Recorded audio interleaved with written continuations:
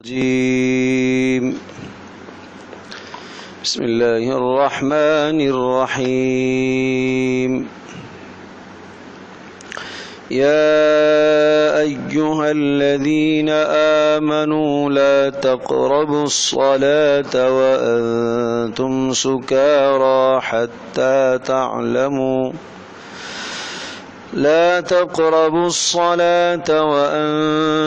سكارى حتى تعلموا ما تقولون ولا جنبا إلا عابري سبيل حتى تغتسلوا وإن كنتم مرضى أو على سفر أو جاء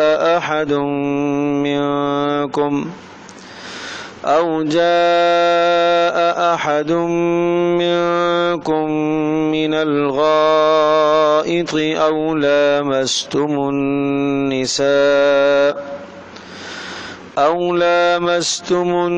النساء فلم تجدوا ماء فتيمموا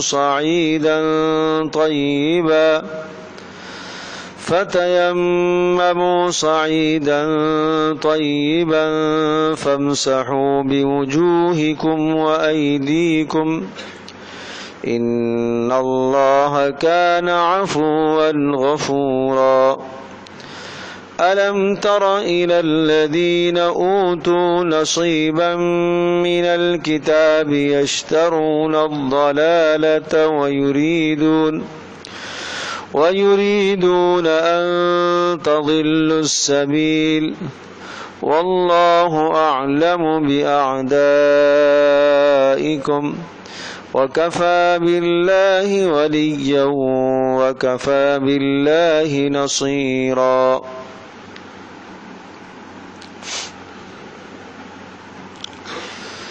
سورۃ النساء کا 7واں رکوع اور پارے کا 4تھا رکوع ہے. یا ایھا الذین آمنوا لا تقربوا الصلاۃ، آیت نمبر 43. اس رکوع میں نماز اور طہارت کے مسائل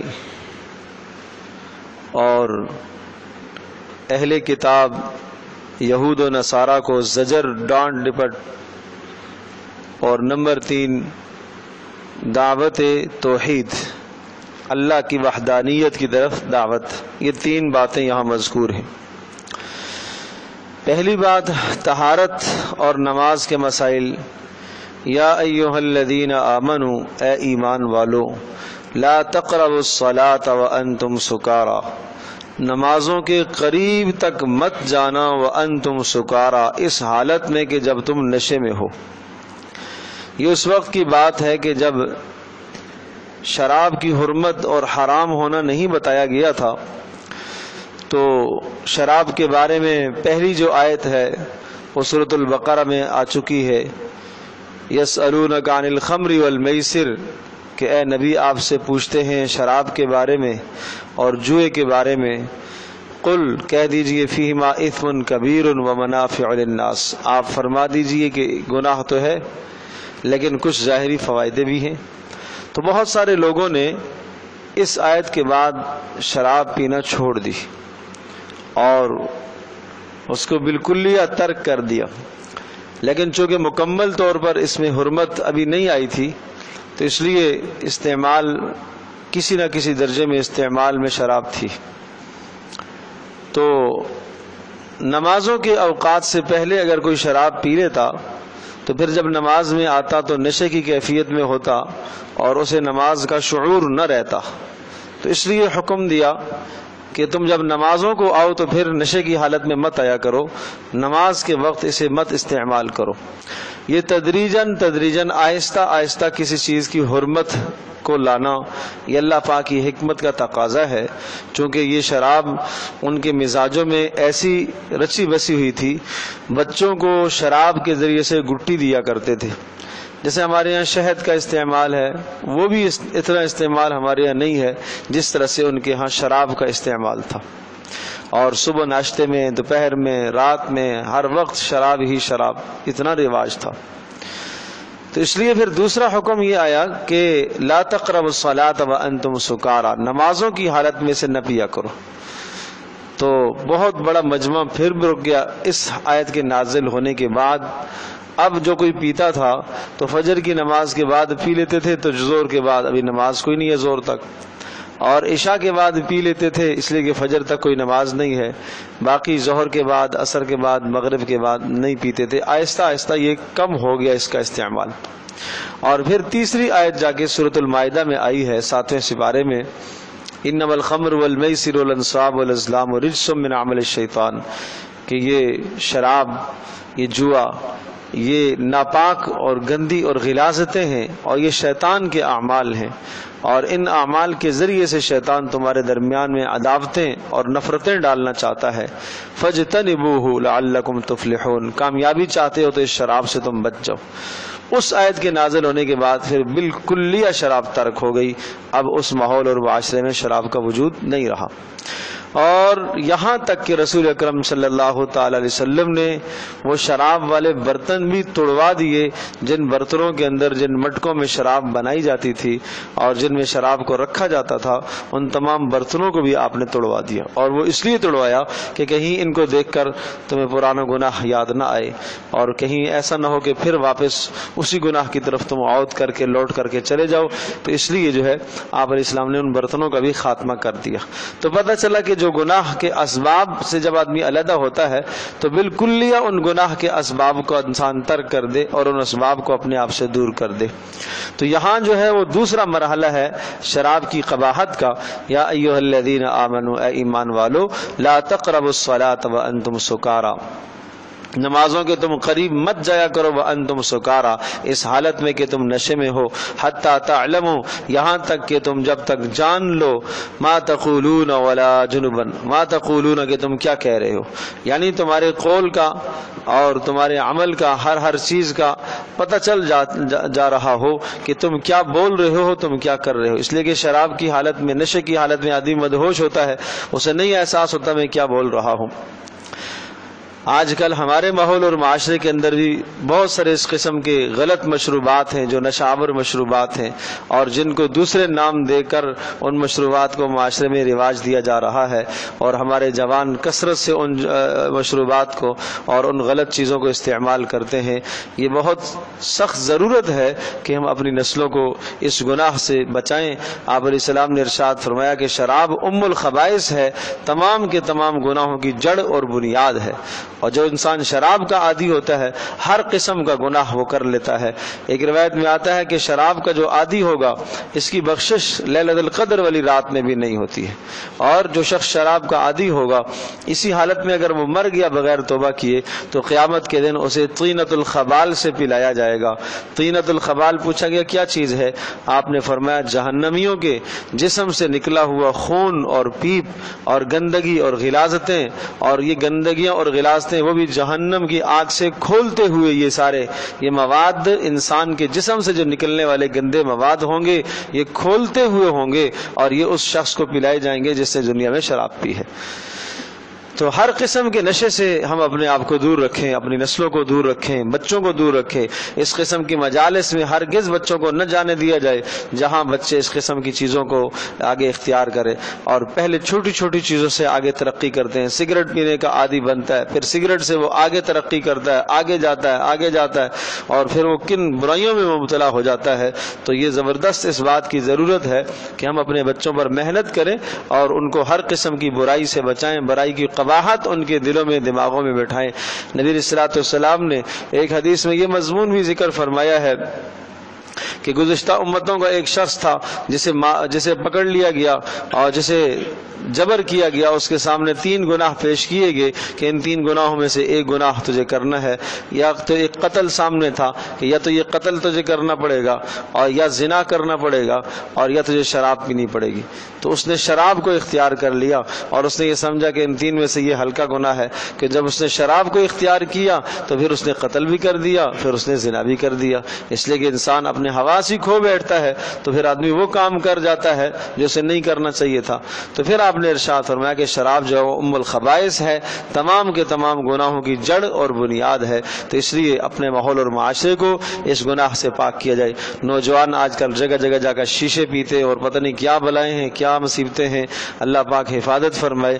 تو آزاد نہ چھوڑا کریں اپنے بچوں کو، جوان بچوں کو آزاد نہ چھوڑا کریں. جب وہ باہر اپنے دوستوں کے ساتھ ہوٹلوں پر جا کر دن کو یا رات کو وہ کھانا کھاتے ہیں، لذتیں اڑاتے ہیں، تو نگرانی ہونی چاہیے. اس طرح سے آزادانہ ماحول میں بچوں کو نہ چھوڑا جائے. ہمارا بچہ بیٹا جا کے کیا کھاتا ہے، کیسی چیز کھاتا ہے، کیسی چیز پیتا ہے، یہ ماں باپ کو فکر ہونی چاہیے اس بات کی کہ حلال کھا کے آیا ہے، حرام کھا کے آیا ہے، حلال پی کے آیا ہے، حرام پی کے آیا ہے. یہ ساری فکر ہونی چاہیے ماں باپ کو. ان معاملات میں آزاد نہ چھوڑ دیا جائے کہ کیا کریں جی، دوستی بھی تو ہے، تعلق بھی تو ہے. ان سب باتوں کو دیکھو، لیکن اپنے ایمان، اپنے بچے کا ایمان، اپنے بیٹے بیٹی کا ایمان بھی بچاؤ. وہ بھی بڑی اہم بات ہے. فرمایا حتی تعلموا ما تقولون ولا جنبا، اس وقت تک تم نے شراب کے قریب تک نہیں جانا ہے جب تک تم یہ نہ جان سکو، نماز کے قریب بھی نہیں جانا نشے کی حالت میں، یہاں تک کہ تم یہ نہ جان سکو کہ تم کیا کہہ رہے ہو. ولا جنبا الا عابری سبیل حتی تغتسلوا، ولا جنبا، اور جنابت کی حالت میں بھی مساجد کے قریب نہ جانا، نمازوں کے قریب نہ جانا. الا عابری سبیل، ہاں اگر راستہ گزرتا ہوا ہو تمہارا تو کوئی حرج نہیں ہے. حتی تغتسلوا، یہاں تک کہ تم غسل نہ کر لو. تو نشے کی حالت میں نماز کے قریب نہیں جانا.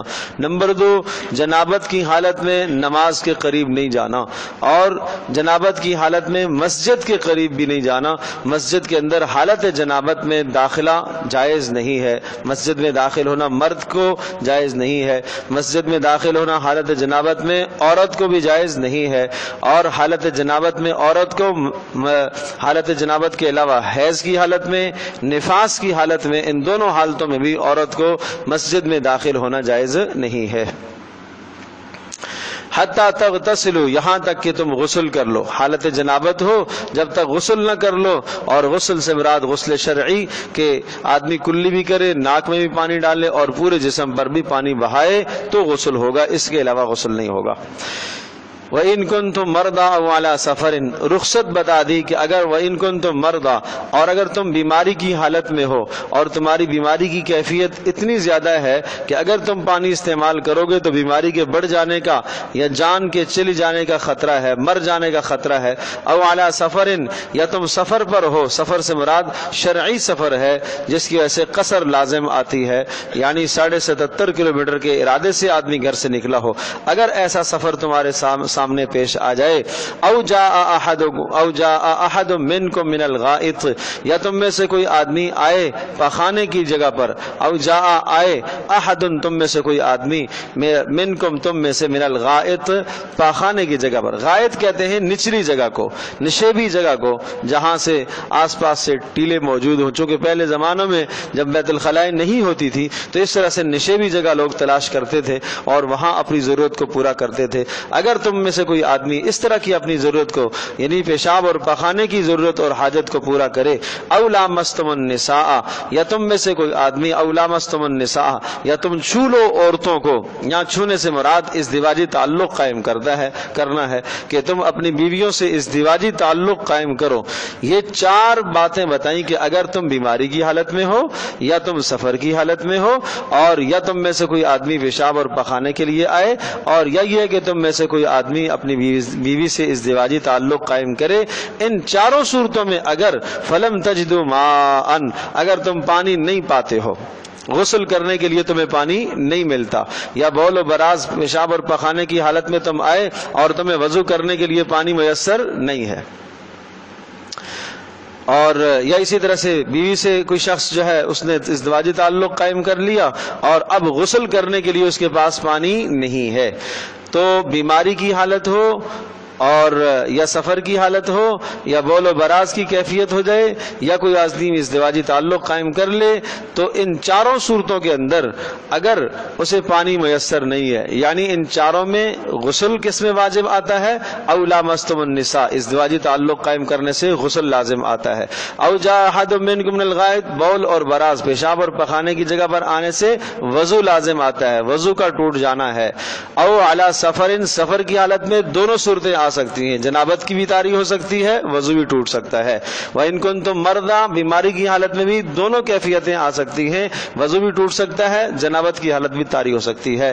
تو یہ چاروں جگہوں پر چاہے وضو کی حاجت آ جائے آپ کو یا اسی طرح سے غسل کی حاجت آپ کو پیش آ جائے، اگر تمہیں پانی میسر نہیں ہے فَلَمْ تَجِدُوا مَاءً، اگر پانی میسر نہیں ہے فَتَيَمَّمُوا صَعِيدًا طَيِّبًا، فَتَيَمَّمُوا تو تم تیمم کر لو، صعیداً طیباً، پاکیزہ مٹی کا، پاکیزہ مٹی کا تم قصد کر لو اور تیمم کر لو۔ تو یہ رخصت دے دی ہے کہ اللہ تبارک و تعالیٰ تمہیں یہ رخصت دے رہا ہے کہ اگر تمہارے پاس پانی کے استعمال کی قدرت نہیں ہے، پانی سرے سے ہے ہی نہیں ہے، لیکن یا ہے استعمال کی قدرت نہیں ہے۔ استعمال کی قدرت نہیں ہے مطلب کیا ہوتا ہے کہ آدمی بیمار ہے، اگر استعمال کرے گا تو بیماری بڑھ جائے گی، تو یہ استعمال کرنے کی قدرت نہیں ہے، یا پانی اتنا قلیل ہے، تھوڑا ہے کہ اگر اس کو وضو اور غسل میں استعمال کرے گا تو پینے کے لیے نہیں بچے گا۔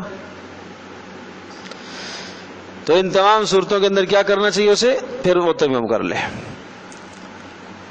اب یہ صورتحال یہاں یہ ایک بات اور بھی ذہن نشین فرما لیں، نماز کا وقت آ گیا ہے اور آدمی بے وضو ہے یا غسل کی حاجت ہے، تو اس کے پاس پانی گھر میں نہیں ہے، گھر میں لائٹ نہیں ہے، موٹر پر چلے گی تو پانی جائے گا، اور یہ ہے کہ جناب موٹر خراب ہے یا کوئی بھی ایسی صورت ہے، گھر میں کنویں کے اندر پانی موجود ہے لیکن نکال آپ نہیں سکتے، تو اب کیا کرنا چاہیے؟ پڑوس سے اسے پانی لے لینا چاہیے۔ نماز چھوڑنا پھر بھی جائز نہیں ہے۔ 1 میل کے اندر اگر آپ کو پانی ملنے کی توقع ہے تو پھر تیمم جائز نہیں ہے، سمجھو جی۔ 1 میل کے اندر پانی کے ملنے کی توقع ہے تو پھر تیمم کرنا جائز نہیں ہے، پانی کو حاصل کرے اور حاصل کر کے پھر غسل کرے۔ قیمتاً خرید سکتا ہے، قیمتاً خریدے، ٹھیک ہے جی، گھر میں غسل کے لیے پانی نہیں ہے، سرے سے ہے ہی نہیں ہے، لیکن برابر میں 4 قدم باہر دکان ہے، اس دکان پر پانی کا گیلن ملتا ہے، وہ خرید کے لاؤ اور خرید کر آدمی غسل کرے اور نماز کو ادا کرے۔ ہاں یہ صورت ہے کہ اگر آپ خرید کر لاتے ہیں، وہ اتنا مہنگا ہے، جو عام پانی کا ریٹ ہے اس سے دگنا ریٹ کیا ہوا ہے اس نے، تو پھر آپ بھلے نہ خریدیں، پھر جائز ہے آپ تیمم کر لیں۔ لیکن جب آپ کو مناسب داموں میں مل رہا ہے اور قریب میں مل رہا ہے تو پھر پانی کو خرید کر آدمی وضو یا غسل جو بھی ہے اپنی حاجت کو پورا کرے اور اس کے بعد آدمی نماز ادا کرے۔ ان اللہ کان عفوا غفورا، بے شک اللہ تبارک و تعالی درگزر کرنے والا ہے، معاف کرنے والا ہے، عفوا اللہ رخصتیں دینے والا ہے، معاملات آسان کرنے والا ہے، غفوراً بخشنے والا مہربان ہے، اگر اس میں کوئی کوتاہی ہو گئی تو اللہ پاک درگزر کرے گا۔ تو یہ نماز اور طہارت کے مسائل آگے۔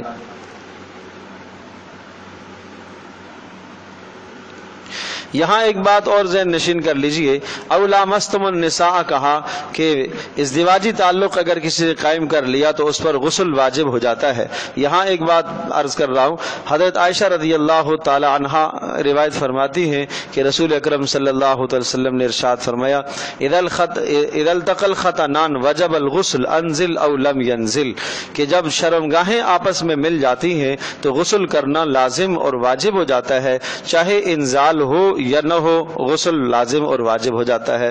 تو یہ معاملہ بھی اور یہ مسئلہ بھی سمجھنے کی ضرورت ہے۔ أَلَمْ تَرَ إِلَى الَّذِينَ أُوتُوا نَصِيبًا مِنَ الْكِتَابِ يَشْتَرُونَ الضَّلَالَةَ وَيُرِيدُونَ أَن تَضِلُّوا السَّبِيلَ، فرمایا کیا آپ نے دیکھا ان لوگوں کو؟ الی الذین اوتوا الکتاب، یہ زجر اور ڈانٹ ڈپٹ ہے اہل کتاب سے۔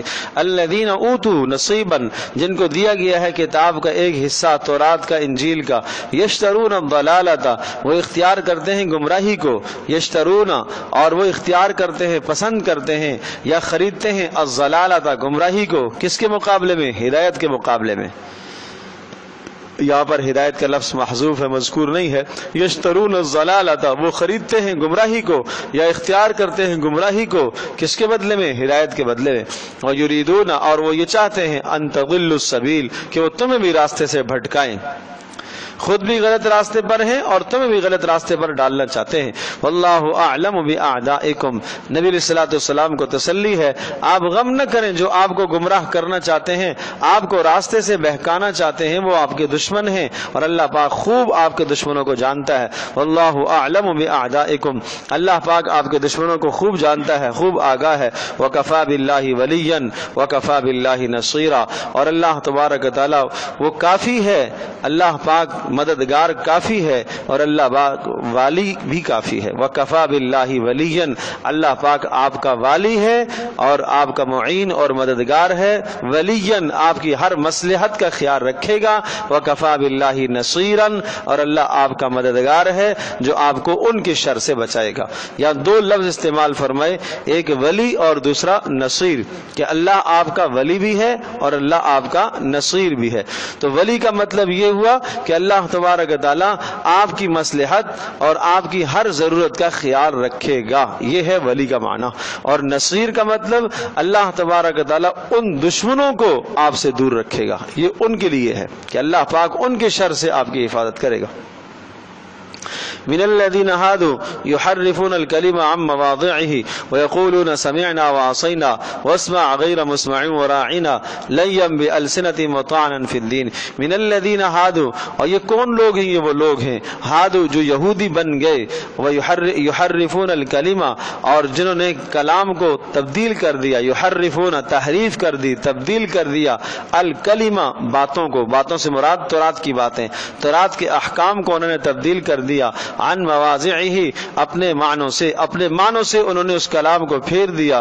ویقولون، اور یوں کہتے ہیں، سمعنا، ہم نے سن لیا، وعصینا، اور ہم مانیں گے نہیں، نافرمانی کریں گے. نبی علیہ السلام کی خدمت میں آتے ہیں تو کہتے ہیں ہاں ہاں ہم نے آپ کی بات سن لی، وعصینا، لیکن دل میں کہتے ہیں کہ ہم مانیں گے تو نہیں. چلو سن تو لو، کہتا کیا ہے، ماننا نہ ماننا بات کی بات ہے، دیکھیں گے ہمارے مزاج کے مطابق ہوئی تو مانیں گے، نہیں ہوئی تو کوئی ضروری نہیں ہے. واسمع غیر مسمع وراعنا لیا بألسنتهم وطعنا في الدين.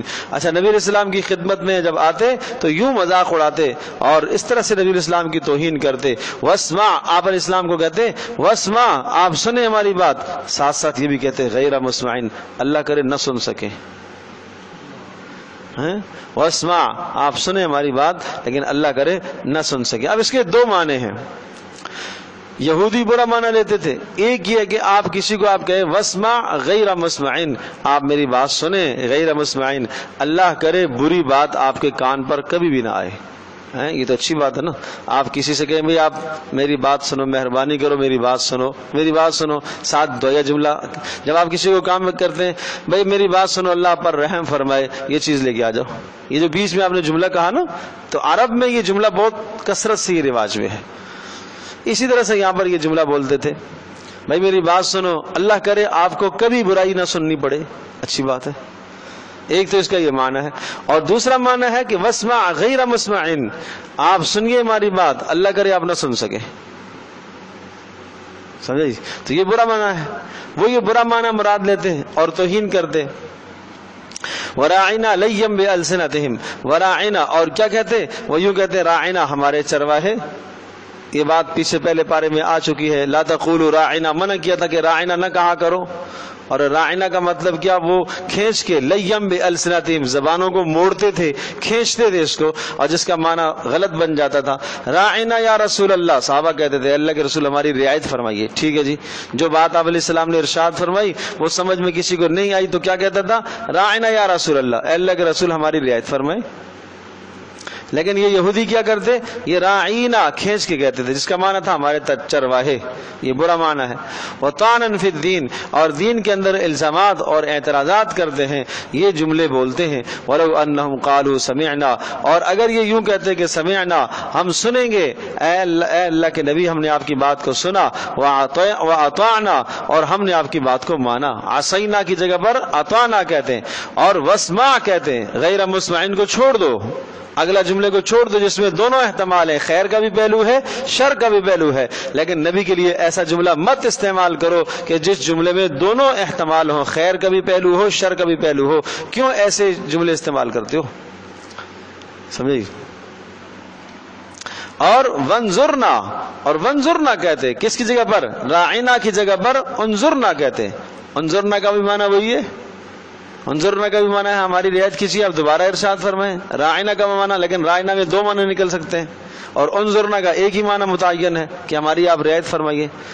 تو کہا آئندہ کے لیے یہ جملے آپ نے کہنے، اگر نبی کے سامنے آپ آئیں اور نبی سے کوئی بات کریں تو سمعنا و اطعنا کہا کریں، عصینا نہ کہا کریں، اور واسمع صرف کہا کریں، غیر مسمعن ساتھ نہ کہا کریں، اور راعنا کی جگہ پر انظرنا کہا کریں۔ لکان خیر لہم، یہ زیادہ ان کے لیے بہتر ہے، وہ اقوم، اور زیادہ موقع کی بات ہے، مناسبت کی بات ہے، وہ اقوم ولکن لعنہم اللہ بکفرہم۔ یہ یاد رکھیے گا نبی علیہ الصلوۃ والسلام کی توہین کرنے کا لازماً نتیجہ اللہ کی لعنت ہے، چونکہ نبی کی توہین کی بات چل رہی ہے، سمجھے، اہانت ہے نبی کی، تو ولکن لعنہم اللہ، اللہ پاک لعنت کرتا ہے ایسے لوگوں پر، بکفرہم، ان کی کفر کی وجہ سے۔ فلا یؤمنون الا قلیلا، یہ ایمان نہیں لائیں گے مگر بہت قلیل اور بہت تھوڑے ایمان لائیں گے، اور واقعتاً ایسا ہی ہوا، بہت تھوڑے لوگ ایمان لائے۔ ظاہر سی بات ہے کہ بے ادبی اور گستاخی انسان کو ایمان سے بہت دور لے جاتی ہے۔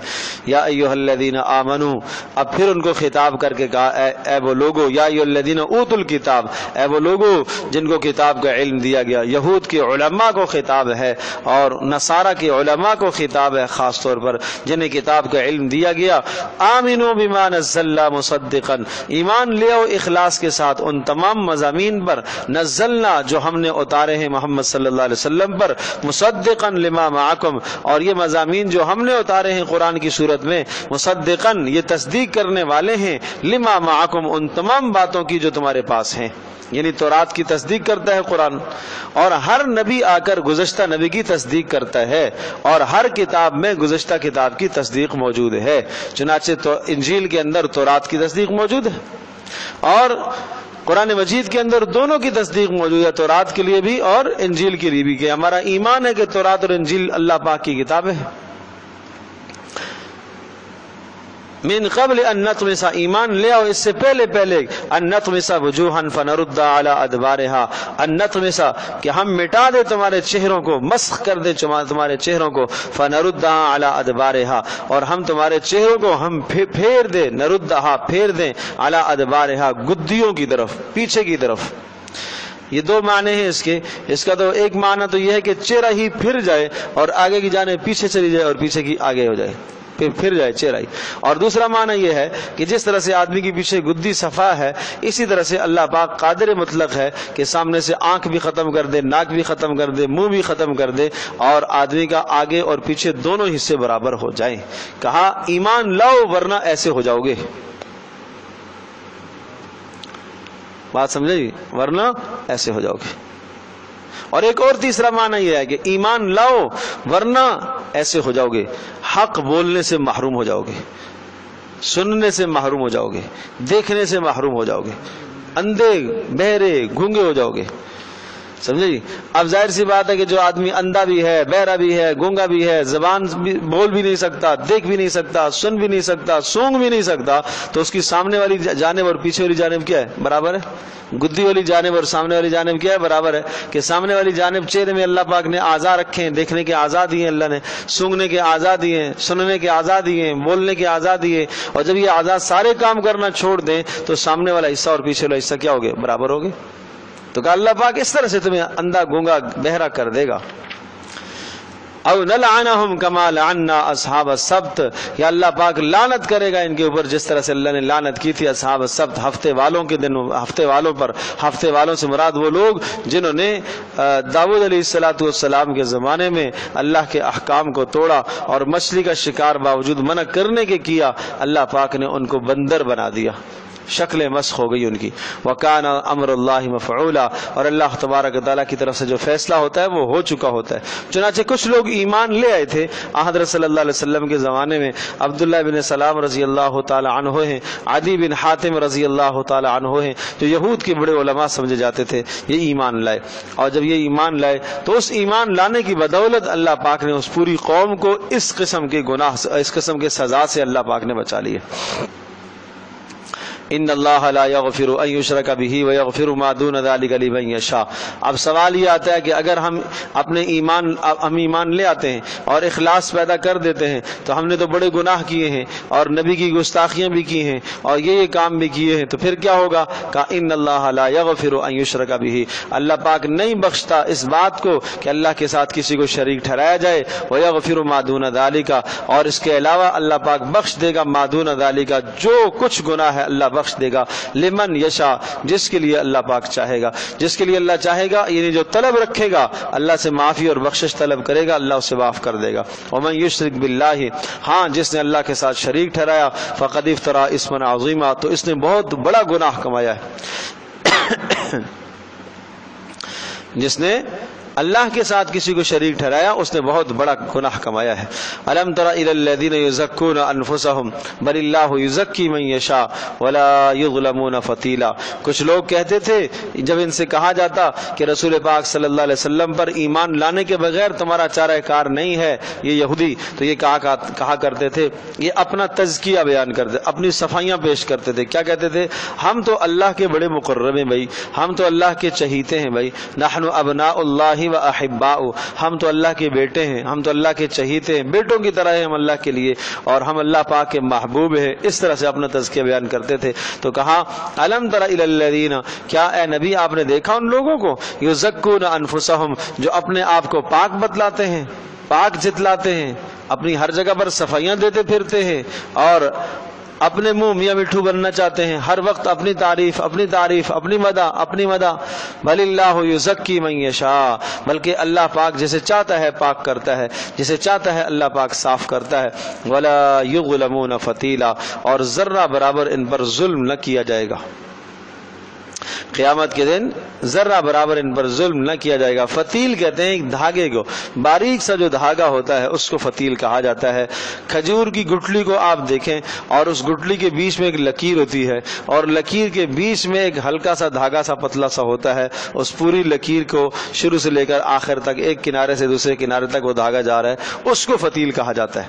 ولا یظلمون فتیلا، ایک ذرہ دھاگے کے برابر بھی ظلم نہ کیا جائے گا. انظر کیف یفترون علی اللہ الکذب، دیکھ اے نبی کس طرح سے یہ اللہ پر جھوٹ باندھتے ہیں. کیا جھوٹ باندھتے ہیں؟ کہ یہ کہتے ہیں کہ ہم اللہ کے مقرب ہیں، ہمیں اللہ نے برگزیدہ بنایا ہے، ہمیں اللہ نے چنا ہوا ہے، ہم تو اللہ کے بیٹے ہیں. یہ کیسے اللہ کے اوپر جھوٹ باندھتے ہیں؟ وکفی بہ اثما مبینا، اور یہ کافی ہے ان کی تباہی اور برائی کے لیے کھلا گناہ. وکفی بہ اثما مبینا، یہ الزام لگانا اور بہتان لگانا اللہ پر کہ ہمیں اللہ پاک نے چنا ہے، ہمیں اللہ نے منتخب کیا ہے، یہ کافی بڑا گناہ ہے، بہت بڑا گناہ ہے. الم تر الی الذین اوتوا نصیبا من الکتاب یؤمنون بالجبت. آگے اس رکوع کے اندر رسالت کا انکار حسد کی وجہ سے کرتے ہیں. نبی علیہ السلام پر ایمان نہیں لاتے، کیوں؟ حسد کی وجہ سے. ایک بات تو یہ ہے. دوسری بات جنت اور جہنم کے احوال ہیں، اور تیسری بات امانت اور عہدوں کے بارے میں احکام ہیں، اور چوتھی بات علماء کی اطاعت. یہ چار باتیں اس رکوع کے اندر ہیں. پہلی بات یہ ہے کہ رسالت کا انکار کیوں کر رہے ہیں؟ حسد کی وجہ سے. ٹھیک ہے جی. اور دوسری بات جنت اور جہنم کے حالات ہیں.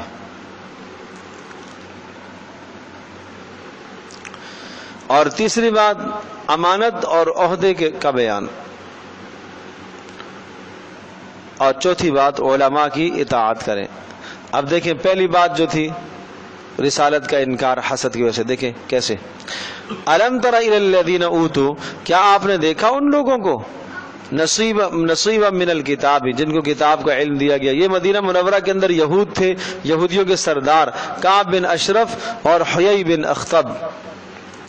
سمجھ کعب بن اشرف اور حیی بن اخطب، یہ یہودیوں کے بڑے سرداروں میں سے تھے، اور مدینہ منورہ میں یہ سود پر قرضے بھی دیا کرتے تھے. اور کعب بن اشرف تو بہت بڑا اسلحے کا ڈیلر تھا، اسلحہ فراہم کرتا تھا اور قرضوں پر قرضے بھی دیا کرتا تھا، اور مدینہ منورہ میں اس کا ایک بہت بڑا قلعہ تھا. اس کے قتل کا بھی بڑا عجیب قصہ ہے. گستاخیاں کرتا تھا ظالم، رسول پاک صلی اللہ علیہ وسلم کی شان میں بدتمیزی کرتا تھا. تو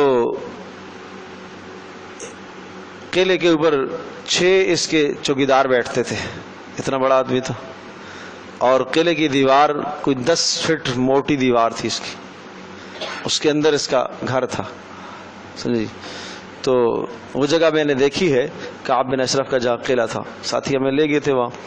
تو جو تاریخ میں کتابوں میں پڑھا ہے تو وہ سارا منظر سامنے آ گیا.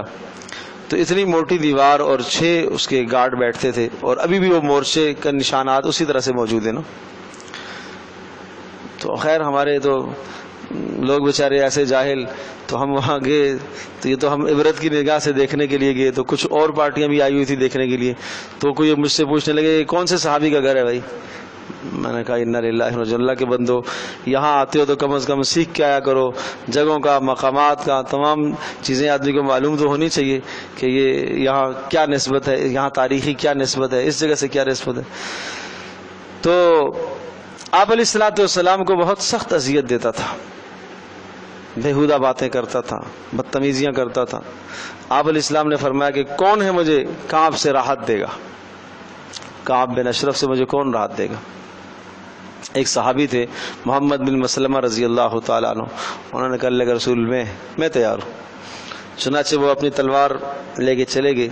رات کا ٹائم تھا، اور کعب بن اشرف کے قلعے کے باہر کھڑے ہو کے اسے آواز دی. تو جب آواز دی تو کعب نے سنا، تو بیوی نے کہا کہ مجھے اس آواز میں شر نظر آتا ہے. کہا نہیں یہ محمد بن مسلمہ ہے، یہ میرا دوست ہے. اچھا تعلق تو تھا. اب یہ بات بڑی اہم اور پتہ کی ہے کہ وہاں رسول اکرم صلی اللہ تعالی علیہ وسلم کے ساتھ تعلق اور وابستگی ایسی تھی کہ دوستیاں سائڈ پر ہو جاتی تھی. اللہ کا نبی پہلے ہے نا، اللہ اور اس کا رسول پہلے ہے، اور بہت گہرے تعلقات تھے محمد بن مسلمہ کے کعب بن اشرف کے ساتھ. لیکن یہ تلوار لے کے پہنچ گئے، اور اس لیے انہوں نے کہا کہ چونکہ میرا اس کے ساتھ تعلق ہے، وہ کسی قسم کی بدگمانی مجھ سے نہیں کرے گا.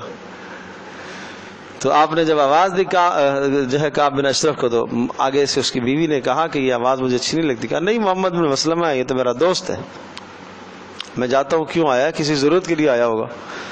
تو جب یہ باہر نکلا کعب بن اشرف، محمد بن مسلمہ تلوار لیے انتظار میں تھے، اور انہوں نے یہ چال چلی اس طرح سے. جب گلے ملے، معانقہ کیا، تو کہا محمد بن مسلمہ رضی اللہ تعالی عنہ نے تمہارے سر میں بڑی شاندار خوشبو آ رہی ہے. تو سر میں وہ کوئی مہندی کوئی لگا کے آیا ہوا تھا. تو کہا ہاں میں ایسی سی مہندی لگائی ہے، یہ خوشبو لگائی ہے. کہا میں ایک مرتبہ پھر سونگ لوں؟ سونگ لے. تو کعب بن اشرف نے سر یوں نیچے جھکایا سونگنے کے لیے. تو محمد بن مسلمہ رضی اللہ تعالیٰ عنہ نے بغل کے نیچے اس کا سر دیا، اور دوسرے ہاتھ سے اس کا کام تمام کر دیا.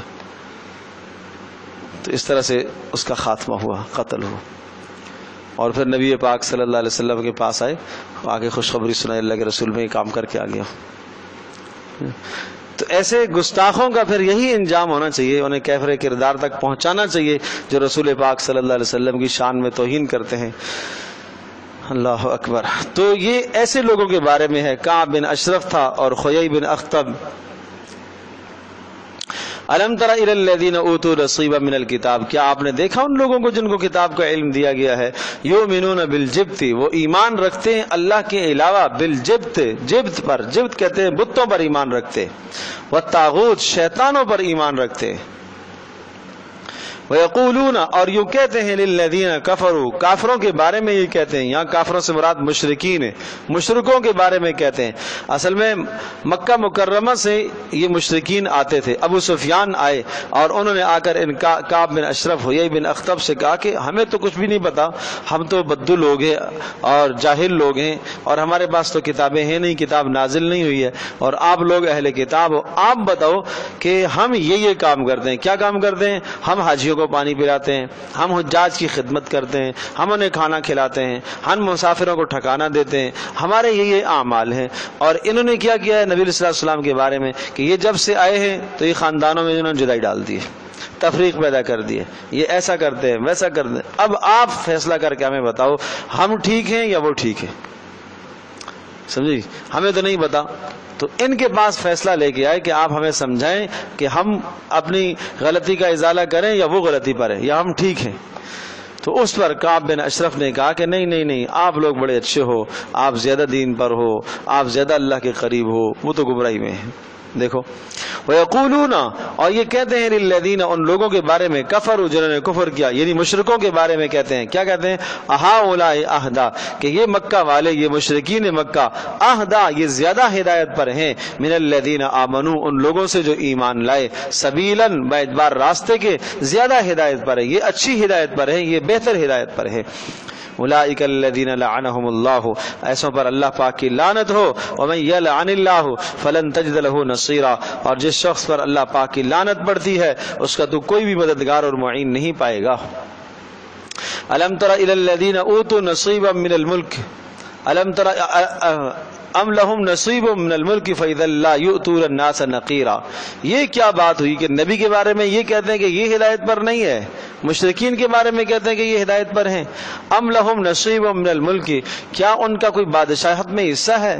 فاذا لا یؤتون الناس نقیرا، ہاں اگر ان کا حصہ ہو تو وہ ذرہ برابر لوگوں کو، ایک ذرہ برابر بھی کسی کو حصہ نہ دے، اس قدر بخیل ہیں۔ ام یحسدون الناس، یا یہ حسد کرتے ہیں، ام یحسدون الناس، یہ حسد کرتے ہیں لوگوں سے، علی ما آتاہم اللہ من فضل، اس وجہ سے کہ اللہ پاک نے انہیں اپنا فضل عطا فرمایا، یعنی صحابہ پر حسد کرتے ہیں، نبی صلی اللہ علیہ وسلم پر حسد کرتے ہیں کہ اللہ پاک نے نبی صلی اللہ علیہ وسلم کو اپنی رحمت سے نبی بنایا ہے، اس بات پر یہ حسد کرتے۔ فقد آتینا آل ابراہیم الکتاب، تو پھر اس بات کو سن لیں کہ اللہ پاک نے عطا کیا، ہم نے عطا کیا آل ابراہیم، ابراہیم علیہ السلام کی آل کو کتاب بھی ہم نے دی ہے اور حکمت بھی دی ہے۔ کتاب سے مراد آسمانی کتابیں، ظاہر ہے سارے انبیاء وہ ابراہیم علیہ السلام کے خاندان سے ہیں سوائے چند کے، والحکمت، اور اسی طرح سے ہم نے انبیاء علیہ السلام، ابراہیم علیہ السلام کی اولاد کو ہم نے حکمت کی باتیں عطا کی ہیں، حکمت سے مراد نبوت ہے۔ وآتیناہم ملکا عظیما، اور ہم نے ان کو بڑی بڑی سلطنتیں بھی دی ہیں۔ تو مراد یہ ہے کہ تم بھی اہل کتاب ہو نا، تم اپنے آپ کو ابراہیم علیہ السلام کے خاندان کے ساتھ جوڑتے ہو، بنی اسرائیل تھے نا، اور اسرائیل کس کا لقب ہے؟ یعقوب علیہ السلام کا لقب ہے، اور یعقوب علیہ السلام بیٹے ہیں اسحاق کے، اور اسحاق بیٹے ہیں ابراہیم علیہ السلام کے، تو نسبت اپنے آپ کی ابراہیمی کی طرف کرتے۔ تو کہا تم یہ کیا کہہ رہے ہو؟ آج محمد صلی اللہ علیہ وسلم کو اللہ نے اگر نبی بنایا ہے تو تم اس پر حسد کرتے ہو۔ کیا تمہارے آباء و اجداد میں نبی نہیں گزرے؟ کیا تمہارے آباء و اجداد کے اندر بادشاہ نہیں گزرے؟ سلیمان علیہ السلام، داؤد علیہ السلام بادشاہ نہیں تھے؟ کیا تمہارے آباء و اجداد کے اندر موسیٰ علیہ السلام، عیسیٰ علیہ السلام اللہ کے نبی نہیں گزرے؟ تو یہ بات اللہ پاک جس کو نبوت دے، جس کو جب بنا دے، فَمِنْهُمْ مَنْ آمَنَ بِهِ وَمِنْهُمْ مَنْ صَدَّ عَنْهُ فَمِنْهُمْ مَنْ آمَنَ، کچھ ایسے ہیں من آمن بِهِ جو ایمان لائے نبی پر، وَمِنْهُمْ اور بعض ایسے ہیں صد عنہ جو نبی سے اعراض کیا جنہوں نے اور ایمان نہیں لائے۔ وَكَفَى بِجَهَنَّمَ سَعِيرًا، ایسوں کے لیے جہنم دہکتی ہوئی کافی ہے۔ إِنَّ الَّذِينَ كَفَرُوا بِآيَاتِنَا، عرض کیا تھا پہلی بات رسالت کا انکار کی وجہ وہ بتا دی، اب دوسری بات جنت اور جہنم کے احوال۔ ان الذین کفروا، بے شک وہ لوگ جنہوں نے کفر کیا، سوف نصلیہم نارا، ان قریب ہم ان کو داخل کریں گے جہنم میں، کلما نضجت جلودہم، جب بھی نضجت جلودہم جل جائیں گی ان کی کھالیں، نضجت پک جائیں گی، جل کر، نضج کہتے ہیں پک جانا، کھال جل کر پک جائے گی، بدلناہم جلودا غیرہا لیذوقوا العذاب، بدلناہم جلودا، ہم ان کی کھالوں کو تبدیل کر دیں گے، ان کی کھالوں کو بدل دیں گے، غیرہا اس کے علاوہ، لیذوقوا العذاب تاکہ وہ عذاب کو بھگتے اور عذاب کو چکھیں اور عذاب کو برداشت کریں۔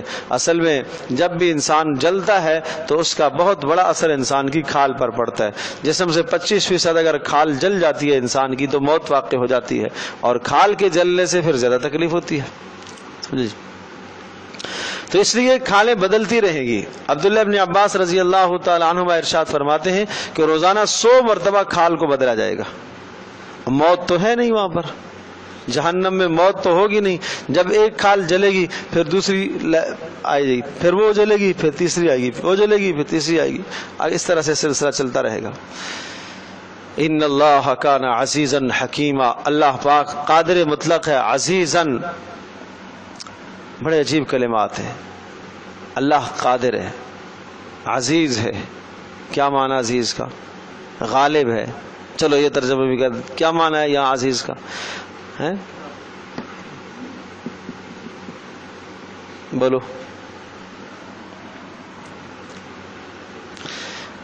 میں عرض کر رہا ہوں نا، پیچھے مضمون کیا گزرا ہے اسی مضمون کی مناسبت سے آیت کے آخر میں لفظ آتا ہے، ان اللہ کان عزیزا، اللہ غالب ہے، قدرت والا ہے کہ اللہ پاک بغیر کھال کے بدلے زیادہ سے زیادہ عذاب دے سکتا ہے، لیکن کھال بدلتا ہے حکیمن، اس کی حکمت کا تقاضا ہے، یہ سمجھایا جا رہا ہے۔ جنت کے احوال، والذین آمنوا وعملوا الصالحات، وہ لوگ جو ایمان لائے اور اچھے اعمال کیے، سندخلہم جنات، ہم ان قریب ان کو داخل کریں گے جنات، ایسے باغات میں، تجری من تحتها الانہار، جن کے سامنے سے نہریں بہ رہی ہوں گی، خالدین فیہا، نعمت ملنے کے بعد اگلا کھٹکا یہ ہوتا ہے کہیں یہ چھن نہ جائے، کا خالدین فیہا ابدا، نانا ہمیشہ ہمیشہ وہاں رہیں گے، لہم فیہا ازواج مطہرہ، اچھا کیا یہ اکیلے ہوں گے؟ دل بہلانے کا سامان، لہم فیہا ازواج مطہرہ، وہاں ان کے لیے ہوں گی جنت میں پاکیزہ بیویاں، ازواجن بیویاں، مطہرتن پاکیزہ بیویاں۔ پاکیزہ بیویاں ظاہری نجاست سے بھی پاک اور باطنی نجاست سے بھی پاک۔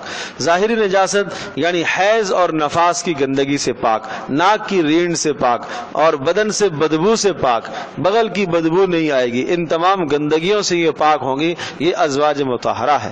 اور باقی باطنی گندگیوں سے دل میں کھوٹ نہیں ہوگا، دل میں عداوت نہیں ہوگی، دل میں بے وفائی نہیں ہوگی، دل میں کوئی نفرت نہیں ہوگی،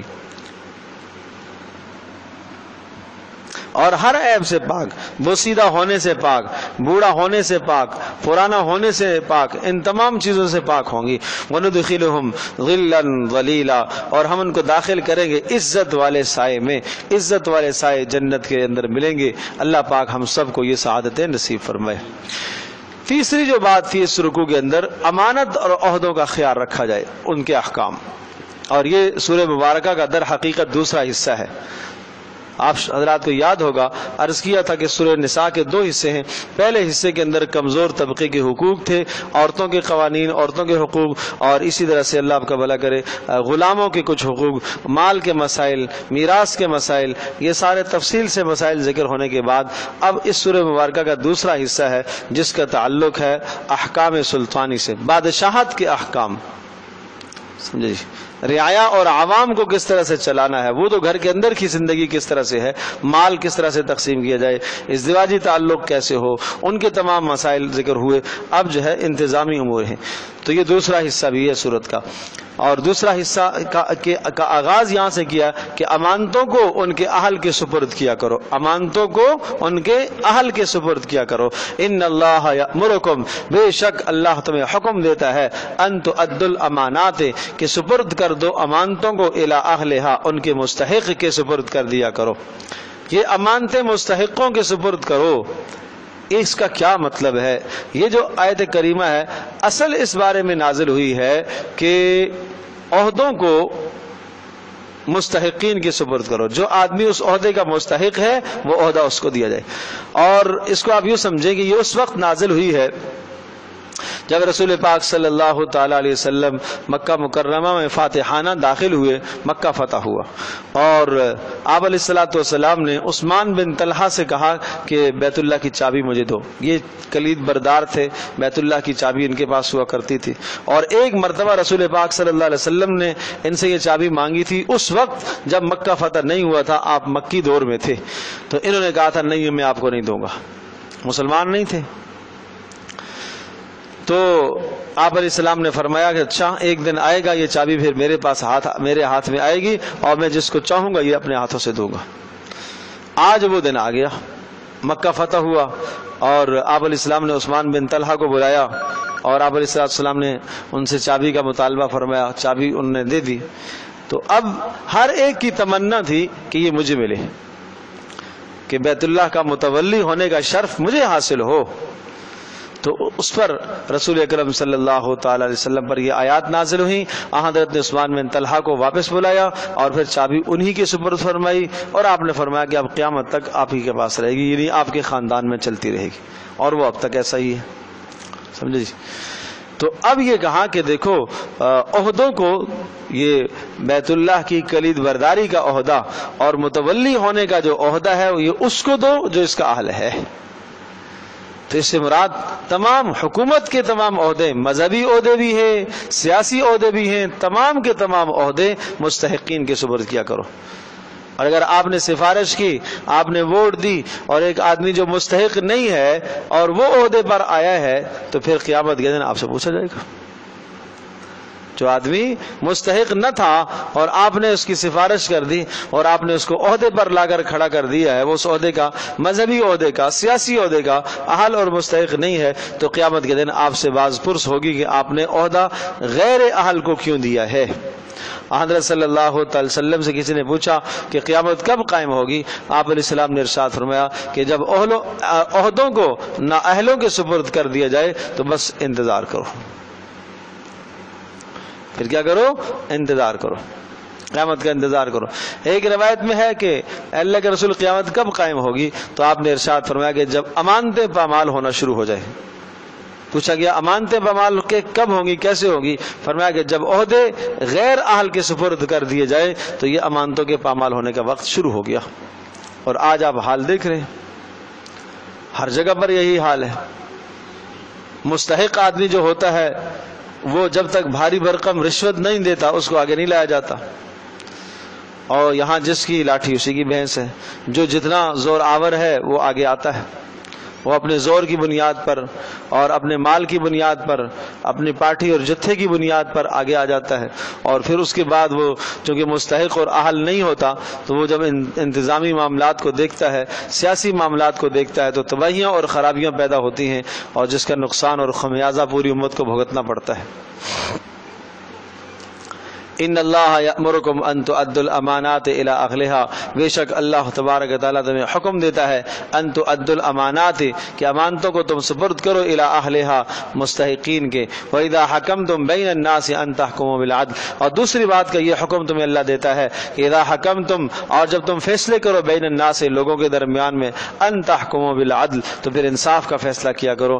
کسی کی خاندان کی وجہ سے آپ اس کو ترجیح نہ دیا کرو، کسی کی غربت کی وجہ سے آپ اس کا ساتھ نہ دیا کرو، عدل کا فیصلہ کرو.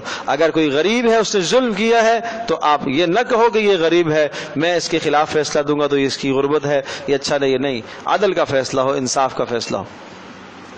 حضرت عمر رضی اللہ تعالیٰ نے ارشاد فرمایا کرتے تھے کہ اس بات کو اچھی طرح سے سمجھ لو. جب حضرت عمر رضی اللہ تعالیٰ عنہ جو ہے وہ مسند خلافت پر تشریف لائے تو یہ ارشاد فرمایا، پہلے خطبے میں یہ بات تھی کہ اس بات کو سمجھ لے کہ کوئی بھی ظالم ظلم کر کے وہ بچ نہیں سکتا. سمجھے؟ اپنے زور کی وجہ سے وہ بچنا چاہے تو وہ مجھ سے بچ نہیں سکے گا. اور کوئی بھی مظلوم اور کوئی بھی غریب اپنے فقر کی وجہ سے، اپنی غربت کی وجہ سے وہ عدل سے محروم نہیں ہو سکتا، اس کو عدل دلایا جائے گا. ان اللہ نعم ما یعظکم بہ، بڑی خوب باتیں ہیں جن باتوں کی اللہ پاک تمہیں نصیحت کرتا ہے. ان اللہ نعم ما یعظکم بہ، وہ اچھی باتیں، خوب باتیں ہیں جن باتوں کی اللہ تمہیں نصیحت کرتا ہے. ان اللہ کان سمیعا بصیرا، اللہ سننے والا اور دیکھنے والا ہے. یا ایھا الذین آمنوا اطیعوا اللہ واطیعوا الرسول، اور اگلی بات تھی کہ علماء کی اطاعت کرنا. چوتھی بات جو تھی علماء کی اطاعت. یا ایھا الذین آمنوا، یہ قانون عدل کا ایک ماخذ بتایا ہے. قانون عدل، بڑی غور سے یہ بات سنیں، چونکہ پیچھے بات آئی ہے کہ امانتوں کو ان کے اہل کے سپرد کیا کرو. تو اقتدار، سیاسی اقتدار بھی مستحق کو دو، غیر مستحق کو نہ دو. اب تمہارے رہنما دو ہیں، ایک تمہارے سیاسی رہنما ہیں، ایک تمہارے مذہبی رہنما ہیں. تو دونوں کی اطاعت لازم ہے. جہاں قرآن و سنت کے مطابق اگر کوئی بات کہتے ہیں، چاہے سیاسی رہنما ہو چاہے مذہبی رہنما ہو، تو ان کی اطاعت آپ کے ذمے لازم ہی ہے. اطیعوا اللہ، اللہ کی اطاعت کرو، واطیعوا الرسول، اور رسول کی اطاعت کرو، واولی الامر منکم، اور تمہارے میں سے جو ارباب اختیار ہیں، اقتدار ہیں، ان کی بھی اطاعت کرو. تو ارباب اختیار اور اقتدار سے مراد کیا ہیں؟ عرض کیا کہ ایک تو مسلمانوں کے خلیفہ ہیں، خلفاء مراد ہیں. سمجھے جی؟ اگر تمہیں خلفاء اور مسلمانوں کے جو حکمران ہیں اگر تمہیں کسی بات کا حکم دیتے ہیں، ملک کا نظم اور نسق درست کرنے کے لیے اگر کسی بات کا حکم دیتے ہیں اور وہ بات قرآن و حدیث کے خلاف نہیں ہے، تو ان کی اطاعت کرنا لازم اور واجب ہے. نہیں کرو گے تو گناہ گار ہوں گے. یہ نہیں کہ تم حکومت کے مجرم ہو، اللہ کے ہاں بھی مجرم ہو. سمجھے جی؟ اور دوسرا عرض کیا کہ مذہبی جو آپ کے رہنما ہیں، علماء ہیں، مجتہدین ہیں، اساتذہ کرام ہیں، اور اسی طرح سے شیوخ ہیں، آپ کے مرشد ہیں، ان کی اطاعت کرنا بھی آپ کے ذمہ لازم ہے جب وہ آپ کو شریعت کے مطابق کسی بات کا حکم دے تو. فَإِن تَنَازَعْتُمْ فِي شَيْءٍ، اور اگر تم تنازع کر لو کسی بھی معاملے میں، فَرُدُّوهُ إِلَى اللَّهِ وَالرَّسُولِ، اور تم اس تنازع کو اللہ کی طرف لے کر آؤ اور رسول کی طرف لے کر آؤ. إِن كُنتُمْ تُؤْمِنُونَ بِاللَّهِ، اللہ کی طرف لے کر آؤ مانا اللہ کی کتاب پر پیش کرو اس تنازع کو، اور رسول کی طرف لے کر آنے کا مطلب رسول پاک صلی اللہ علیہ وسلم کی سنت پر پیش کرو. یعنی کوئی بھی معاملے میں اگر آپ کا اختلاف ہو جائے تو اختلاف کے حل کا طریقہ یہ ہے کہ آپ دیکھیں کہ قرآن میں اس کا کیا حکم ہے، قرآن میں اس کا حل کا کیا طریقہ بتایا گیا ہے، اس کے مطابق حل کرو. اگر قرآن میں آپ کو نہیں ملا تو سنت میں دیکھو، سنت میں اس کا کیا طریقہ بتایا گیا ہے. اور اگر پھر بھی تمہیں بات سمجھ میں نہیں آتی ہے تو پھر اہل علم کی طرف رجوع کرو، ان سے پوچھو. ان کنتم تؤمنون باللہ والیوم الآخر، اگر تم ایمان رکھتے ہو اللہ پر اور آخرت پر، تو آخرت اور اللہ پر ایمان رکھنے کا تقاضا یہ ہے کہ تم اپنے معاملات کو قرآن و حدیث سے حل کرو. ذالک خیر واحسن تاویلا، یہ زیادہ بہتر بات ہے دنیا میں، واحسن تاویلا، اور زیادہ خوب ہے باعتبار تعویل کے نتیجے کے اعتبار سے. الم تر الی الذین یزعمون انہم آمنوا بما انزل الیک وما انزل من قبلک یریدون ان یتحاکموا الی الطاغوت. تین باتیں ہیں. رسول کے فیصلے کو نہ ماننا سراسر کفر ہے. اس رکوع کے اندر پہلی بات، رسول کے فیصلے کو نہ ماننا سراسر کفر ہے. دوسری بات، اللہ پاک نے ہمیشہ آسان احکام کا آپ کو حکم دیا ہے. اور تیسری بات، اطاعت گزاروں کا اجر، اللہ کی اطاعت اور فرمانبرداری کرنے والوں کا اجر. تین باتیں یہاں پر. الم تر الی الذین یزعمون انہم آمنوا، کیا آپ نے دیکھا ان لوگوں کو، یزعمون جو یہ گمان کرتے ہیں، یہ دعوے کرتے ہیں، کیا انہم آمنوا کہ ہم ایمان لائے ہیں. وہ یہ کہتے ہیں ہم ایمان لائے، بما انزل الیک جو آپ پر اتارا گیا، وما انزل من قبلک اور جو آپ سے پہلوں پر اتارا گیا. وہ ایمان رکھنے کا دعویٰ تو کرتے ہیں لیکن یریدون ان یتحاکموا الی الطاغوت، لیکن وہ اپنے فیصلے وہ لے کر یریدون وہ چاہتے ہیں ان یتحاکموا کہ اپنا حکم بنائیں، فیصل بنائیں طاغوت کو. اور عرض کیا تھا طاغوت کا معنی شیطان بھی ہوتا ہے، طاغوت کا معنی بت بھی ہوتا ہے، طاغوت کا معنی اللہ کے علاوہ جس کی بھی بندگی کی جائے وہ کیا کہلاتا ہے؟ وہ طاغوت کہلاتا ہے.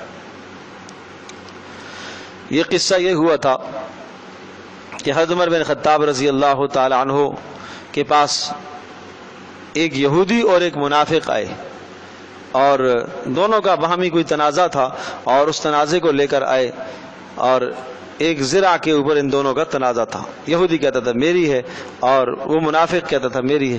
رسول پاک صلی اللہ تعالی علیہ وسلم کی خدمت سے ہو کر آئے. آپ علیہ الصلوۃ والسلام نے جب فیصلہ فرما دیا، اس یہودی کے حق میں آپ نے فیصلہ فرما دیا. منافق کو یہ بات بڑی ناگوار گزری، کہا نہیں مجھے تسلیم نہیں ہے. سیدنا ابوبکر صدیق رضی اللہ تعالی کے پاس گئے. اس یہودی نے کہا کہ آپ کے نبی کے پاس سے ہم ہو کر آ رہے ہیں. تو ابوبکر صدیق نے ارشاد فرمایا کہ بھائی نہیں، جو فیصلہ رسول اکرم صلی اللہ علیہ وسلم کا فیصلہ ہے میرا فیصلہ بھی وہی ہے. اور اس کے بعد جو ہے حضرت عمر رضی اللہ تعالیٰ کے پاس آئے، اور اس منافق کو یہ خیال تھا کہ عمر چونکہ وہ سخت ہیں کافروں کے معاملے میں لہذا ذرا سختی کریں گے. تو حضرت عمر رضی اللہ تعالیٰ نے فرمایا کہ اچھا میں آتا ہوں. اندر سے تلوار لے کے آئے اور بغیر پوچھے نہ پوچھا نہ کچھ گردن اس کی مار دی. یہ کیا بات ہوئی؟ اللہ اور اس کے رسول کا فیصلہ جو نہ مانے اور ابوبکر صدیق کا فیصلہ جو نہ مانے تو اب عمر کی تلوار ہی اس کا فیصلہ کرے گی. منافقوں نے ہنگامہ کر دیا، ہمارا بندہ اس نے مار دیا، قتل کر دیا، قصاص دلایا جائے، اس پر اللہ پاک کی طرف سے یہ آیات نازل ہوئی ہیں کہ جو لوگ آج فیصلے رسول کے فیصلوں کو نہیں مانتے، براہ راست رسول ایک فیصلہ کر چکا ہے پھر بھی نہیں مانتے، ان کا حل اور علاج جو عمر نے کیا ٹھیک کیا ہے، سمجھے؟ لہذا کوئی قصاص نہیں ہوگا، کم از کم ان کو اتنا تو حیا ہونی چاہیے کہ رسول پاک صلی اللہ علیہ وسلم کو فیصلے کو نہ مانے اور پھر کافروں کے پاس فیصلے کو لے جانے، یہاں تک کہ اس منافق نے کہا کعب بن اشرف کے پاس چلتے ہیں، اس سے فیصلہ کراتے ہیں، وہ بھی بڑا اچھا فیصلہ کرتا ہے، سمجھے؟ تو کعب بن اشرف جس کا نام پہلے آ چکا ہے۔ الم تر الی الذین یزعمون، کیا آپ کا کیا خیال ہے ان لوگوں کے بارے میں جو یہ گمان کرتے ہیں، دعوے کرتے ہیں کہ وہ ایمان لائے آپ پر، جو کچھ آپ پر اتارا گیا اس پر اور جو آپ سے پہلے پر اتارا گیا، پھر بھی یریدون، وہ چاہتے ہیں ان یتحاکموا، کہ وہ فیصلے لے کر جائیں طاغوت کے پاس، کعب بن اشرف اور دیگر کافروں کے پاس، وقد امروا ان یکفروا به، حالانکہ ان کو حکم دیا گیا ہے کہ وہ انکار کریں اللہ کے سوا تمام چیزوں کا، ویرید الشیطان ان یضلهم ضلالا بعیدا، اور شیطان ان کو خوب گمراہ کرنا چاہتا ہے۔ وَإِذَا قِيلَ لَهُمْ تَعَالَوْا إِلَى مَا أَنزَلَ اللَّهُ وَإِلَى الرَّسُولِ، اور جب ان سے کہا جاتا ہے تعالوا، آ جاؤ، إِلَى مَا أَنزَلَ اللَّهُ، ان تمام احکام کی طرف، ماننے کی طرف آ جاؤ جو اللہ نے اتارے ہیں، وَإِلَى الرَّسُولِ، اور رسول کی طرف آ جاؤ جو رسول تمہیں بتائے گا، رَأَيْتَ الْمُنَافِقِينَ، تو دیکھے گا منافقوں کو، يَصُدُّونَ عَنْكَ صُدُودًا، وہ آپ سے بڑے دور بھاگتے ہیں، آپ سے پیچھے ہٹتے ہیں، يَصُدُّونَ عَنْكَ، آپ سے پیچھے ہٹتے ہیں، دور ہٹتے ہیں، فَكَيْفَ إِذَا أَصَابَتْهُم مُّصِيبَةٌ بِمَا قَدَّمَتْ أَيْدِيهِمْ، پھر کیا انجام ہوتا ہے، پھر یہی حال ان کا بنتا ہے جو فاروق اعظم رضی اللہ تعالیٰ عنہ کے ساتھ کیا ہے، اذا اصابتہم، جب ان کو پہنچتی ہے کوئی مصیبت، یہ قتل کا واقعہ جب ان کے ساتھ پیش آیا، کیوں پیش آیا ہے، بما قدمت ایدیہم، ان کے ہاتھوں کی وجہ سے، ان کی اپنی کمائی کا نتیجہ ہے، اس لیے کہ فیصلہ دوسری جگہ پر لے کر کیوں گئے ہیں۔ ثم جاؤک یحلفون باللہ، اور اس کے بعد پھر آپ کے پاس قسمیں کھاتے ہوئے آتے ہیں، جب وہ قتل ہو گیا پھر رسول پاک صلی اللہ علیہ وسلم کے پاس آئے قسمیں کھاتے ہوئے، ارے بھائی وہ ہمارا جو آدمی جو قتل ہو گیا ہے کعب بن اشرف کے پاس اصل میں اس لیے جانا چاہ رہا تھا تاکہ آپ کے درمیان میں اور ان کے درمیان میں تعلقات بحال رہے، یہودیوں کے ساتھ مسلمانوں کے تاکہ تعلقات بحال رہے، چونکہ یہ ظاہر میں تو مسلمان تھے تو اس کو لے کر وہاں جا رہے تھے سارے۔ ثم جاؤک یحلفون باللہ، پھر یہ آپ کے پاس آتے ہیں قسمیں کھاتے ہوئے، کیا کہتے ہیں، ان اردنا الا احسانا وتوفیقا، ہم تو کیا چاہتے ہیں، ہم تو بھلائی چاہتے ہیں بھائی، دونوں فریقوں میں، مسلمانوں میں اور یہودیوں میں بھلائی ہو جائے، وتوفیقا، اور دونوں کے باہمی ملاپ ہو جائے اور آپس میں تعلقات اچھے ہو جائے۔ ہمارے جو تعلقات کے بڑھانے کا مقصد ہے وہ مسلمانوں کی وہاں اہمیت بٹھانا ہے، یہ جھوٹی قسمیں کھاتے ہیں۔ اولئک الذین یعلم اللہ ما فی قلوبہم، یہ وہ لوگ ہیں اللہ خوب جانتا ہے جو ان کے دلوں میں ہیں، فاعرض عنہم، لہذا اے نبی آپ ان سے اعراض کیجئے، نہ مواخذہ کیجئے، وعظہم، اور آپ ان کو نصیحت کرتے رہیے، وقل لہم فی انفسہم قولا بلیغا، اور آپ ان کے معاملے میں صاف صاف بات کہیے اور صاف صاف اور درست بات کہیے۔ وما ارسلنا من رسول الا لیطاع باذن اللہ، اور وما ارسلنا، اور نہیں بھیجا ہم نے، من رسول، کوئی بھی رسول، الا، مگر اسی کام کے لیے بھیجا ہے، لیطاع، کہ اس کی اطاعت کی جائے، رسول تو ہوتا ہی اس کام کے لیے کہ رسول کی اطاعت کی جائے، تم کیوں رسول کو چھوڑ کر غیر کے پاس جاتے ہو، الا باذن اللہ، الا لیطاع، کہ اس کی اطاعت کی جائے، باذن اللہ، اللہ کے احکام میں۔ ولو انہم اذ ظلموا انفسہم، اور جب ان سے غلطی ہو گئی تھی، اگر قتل ہو ہی گیا تھا، ان سے غلطی ہو گئی، غیر کے پاس فیصلہ کرنے کے لیے چلے ہی گئے تھے، گناہ انہوں نے کیا ہے، اگر ولو انہم اذ ظلموا انفسہم، اگر جب انہوں نے اپنی جانوں پر ظلم کر لیا کہ طاغوت کے پاس فیصلہ لے جانے کی غلطی انہوں نے کر لی، جاؤ کا، اگر آپ کے پاس آ جاتے، فاستغفر اللہ، اور اللہ سے استغفار کرتے، واستغفر لهم الرسول، اور رسول بھی ان کے لیے استغفار کرتا، لوجد اللہ توابا الرحیما، تو یہ اللہ پاک کو پاتے توابا، توبہ کو قبول کرنے والا اور بڑا مہربان پاتے۔ اس آیت سے مفسرین نے لکھا ہے کہ جو آدمی نبی علیہ الصلوۃ والسلام کے روزے پر جائے اور حضرت صلی اللہ علیہ وسلم کے پاس جا کر یہ درخواست کرے کہ آپ میرے لیے استغفار کیجئے، تو اللہ تبارک و تعالیٰ اس کے گناہوں کو معاف کرے گا، اور نبی علیہ السلام اس کے لیے استغفار بھی فرمائیں گے، چونکہ آیت بتا رہی ہے نا، ولو انہم اذ ظلموا انفسہم، جب انہوں نے اپنی جانوں پر ظلم کر لیا، جاؤ کا، اور آپ کے پاس آئیں، اور فاستغفر اللہ، اور اللہ سے بھی استغفار کریں، اور واستغفر لهم الرسول، اور رسول بھی ان کے لیے استغفار کریں، جب یہ رسول سے درخواست کریں تو لوجد اللہ توابا الرحیم، تو یہ اللہ پاک کو پائیں گے توبہ کو قبول کرنے والا مہربان۔ فلا وربک لا یؤمنون حتی یحکموک فیما شجر بینہم. فلا وربک، تیرے رب کی قسم، رب بھی خود ہی ہے اپنی قسم کھا رہا ہے. یہ رسول اکرم صلی اللہ علیہ وسلم کے احترام کی طرف اشارہ ہے، آپ علیہ الصلوۃ والسلام کی تعظیم کی طرف اشارہ ہے. کیا؟ فلا وربک، اے نبی تیرے رب کی قسم. یہ نہیں کہا اللہ کی قسم، میری قسم، یوں کہہ دیتا، نہیں، تیرے رب کی قسم. تو تیری طرف نسبت کرنا یہ رسول پاک صلی اللہ علیہ وسلم کی شان کو بڑھانا ہے. لا یؤمنون، تیرے رب کی قسم یہ لوگ صاحب ایمان نہیں ہو سکتے. حتی یحکموک، یہاں تک کہ آپ کو فیصل اور حکم تسلیم نہ کریں. یحکموک، یہاں تک کہ آپ کو حکم تسلیم نہ کریں. فیما شجر بینہم، باہمی اختلافات میں. ثم لا یجدوا فی انفسہم، صرف اتنا ہی کافی نہیں ہے کہ آپ کو حکم تسلیم کر لیا اور آپ نے جو فیصلہ کر لیا اس فیصلے کو مانا نہ، فیصلے کو ماننے کے بعد دل میں ذرہ برابر میل بھی نہیں آنی چاہیے کہ نبی کا جو فیصلہ ہے گو کہ وہ آپ کے خلاف ہے، اس فیصلے کو تم دل و جان سے تسلیم کرو، ذرہ برابر دل کے اندر میل نہ آئے. ثم لا یجدوا فی انفسہم، پھر وہ نہ پائیں اپنے دلوں کے اندر حرجن، کسی قسم کی تنگی، بما قضیت، اے نبی جو فیصلہ آپ نے کیا اس فیصلے میں کوئی تنگی نہ پائیں. وَيُسَلِّمُوا تسلیما، اور دل و جان سے اس کو تسلیم کریں تو یہ صاحب ایمان ہوں گے، ورنہ صاحب ایمان نہیں ہوں گے.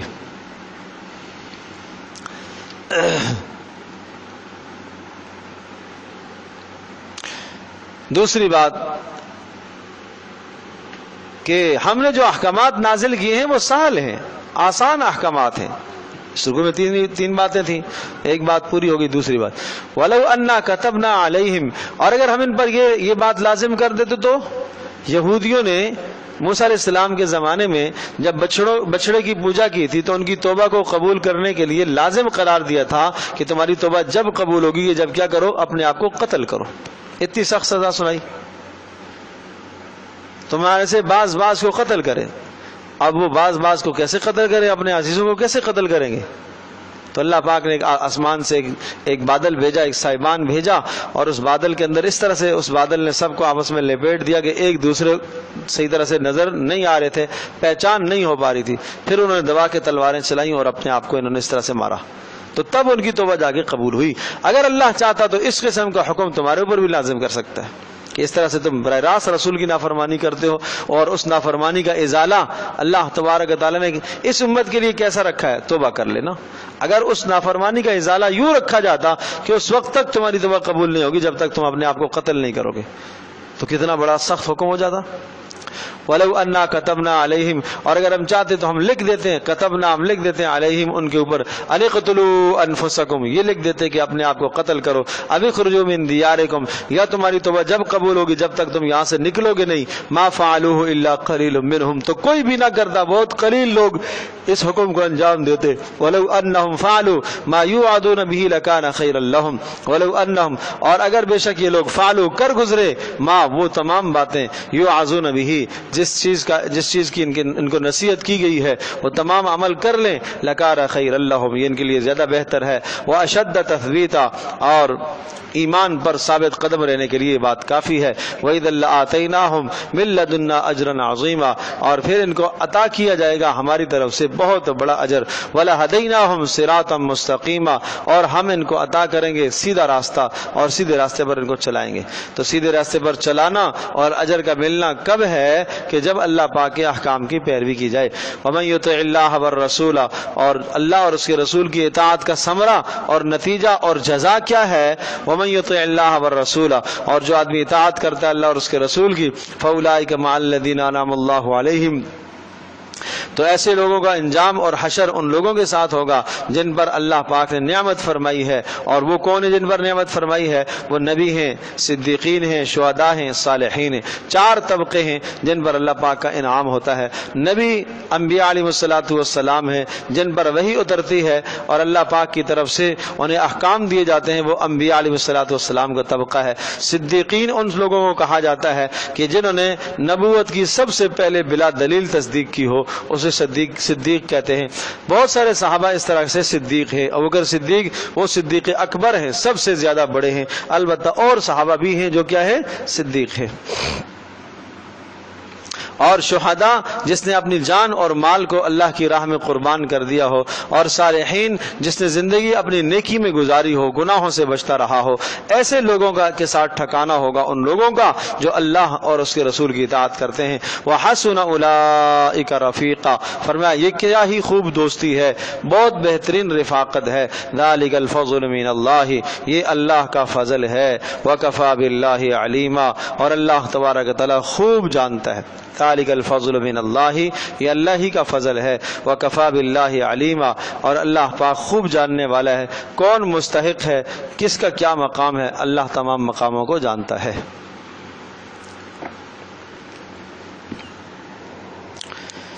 لا الہ الا اللہ۔